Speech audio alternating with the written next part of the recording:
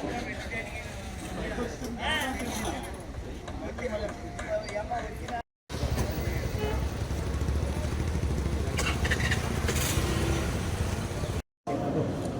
Krishna. ISKCON Rajahmundry తరపున రాజమండ్రి పుర ప్రజలకి, అలాగే తూర్పుగోదావరి జిల్లాలో ఉన్నటువంటి భక్త ప్రజలందరికీ కూడా ఇస్కాన్ రాజమండ్రి తరపున శ్రీకృష్ణ జన్మాష్టమి ఈ సందర్భంగా ఈ ఉత్సవాలకి ఆహ్వానం పలుకుతున్నాం. ఈ నెల మనకి వచ్చే శనివారం అంటే 9వ తారీఖు మొదలుకొని తర్వాత 16వ తారీఖు వరకు రాజమండ్రిలో విశేషంగా శ్రీకృష్ణ జన్మాష్టమి ఉత్సవాలు మనకు ప్రతి సంవత్సరం జరుగుతున్నాయి అంగరంగ వైభవంగా. సో ఈ సంవత్సరం కూడా మనకి ఈ శనివారం మొదలుకొని ఆ పై వచ్చేటువంటి శనివారం అంటే 16వ తారీఖు శ్రీకృష్ణ జన్మాష్టమి వచ్చింది. 9వ తారీఖు మనకి బలరామ జయంతి మొదలుకొని 16వ తారీఖు శ్రీకృష్ణ జన్మాష్టమి వరకు కూడా శ్రీకృష్ణ జన్మాష్టమి ఉత్సవాలు అంగరంగ వైభవంగా రాజమండ్రిలో ఇక్కడ ప్రారంభం కానున్నాయి. అందువల్ల భక్తులందరూ కూడా ఈ యొక్క సదావకాశాన్ని శ్రీకృష్ణ జన్మాష్టమి ఉత్సవాల ద్వారా శ్రీకృష్ణుని యొక్క అనుగ్రహాన్ని పొందడానికి ప్రయత్నం చేయండి.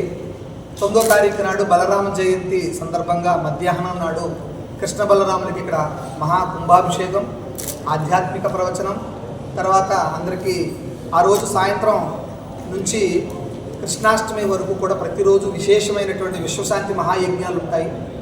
తర్వాత ఈ 8-9 రోజులు కూడా మనకి 9 వాహనాల మీద స్వామివారికి అద్భుతమైన వాహన సేవా కార్యక్రమాలు ఉంటాయి.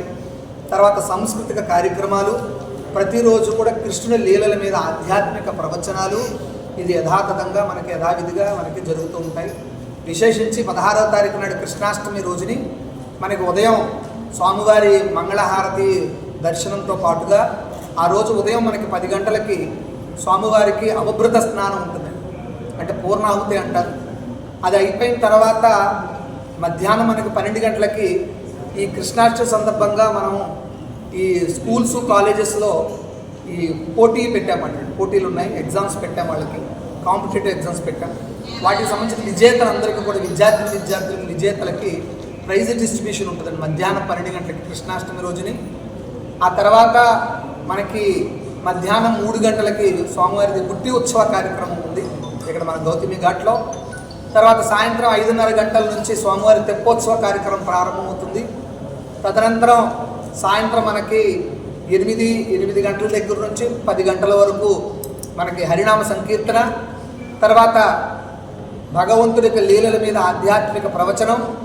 రాత్రి మనకి 11 గంటల నుంచి భగవంతుడికి మహాకుంభాభిషేకం, శ్రీకృష్ణ జన్మాష్టమి సందర్భంగా ఆ రోజుని రాధాకృష్ణులకి మహాకుంభాభిషేకం ఉంటుందండి.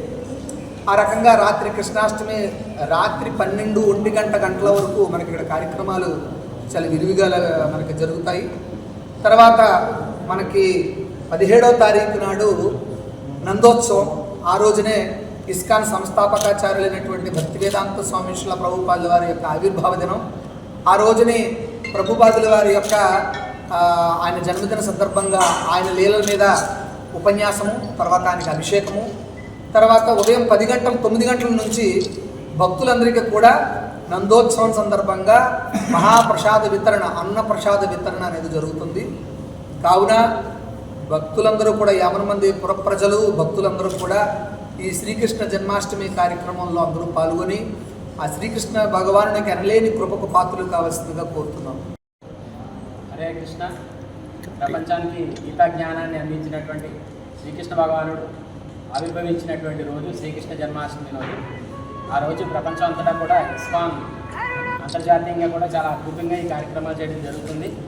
భారతదేశంలో కూడా ఎన్నో మందిరాలు, ఇస్కాన్ మందిరాలు ఈ కార్యక్రమాలు అద్భుతంగా చేస్తున్నారు. అయితే మొత్తం భారతదేశం అంతటా కూడా 2 ప్రదేశాల్లో 9 రోజుల కార్యక్రమం జరుగుతుంది. అది ఒకటి ముంబైలోను, ఒకటి రాజమండ్రిలోను.